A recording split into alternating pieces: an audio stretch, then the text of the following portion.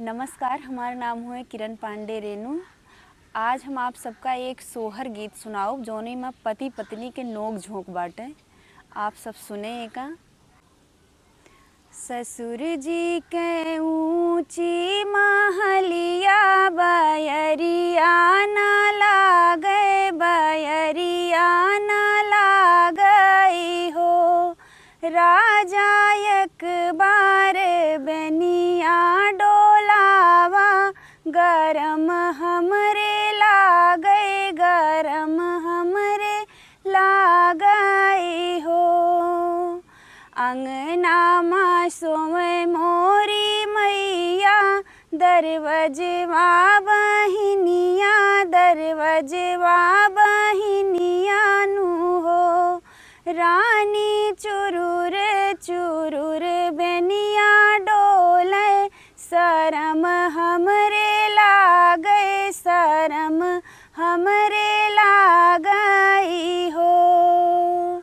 जऊ मैं हूँ अपने बाबू बेटी, औरों से माई बेटी हो। राजा दुई चार ललना हो, बे खेलावे नाही देबे, खेलावे नाही देबई हो। जो मैं हूँ अपने बाबा बेटा, औरों से माई बेटा हो।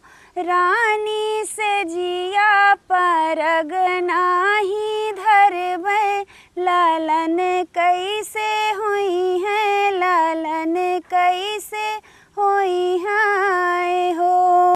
अखिया मा देबे कजरवा, मंगिया सिंदूरवा हो।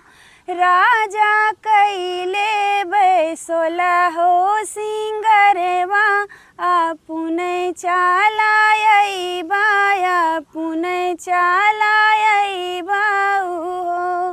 राजा कैले बैसोरा हो सिंगरवा, आपुने चालायई बा, आपुने चालायई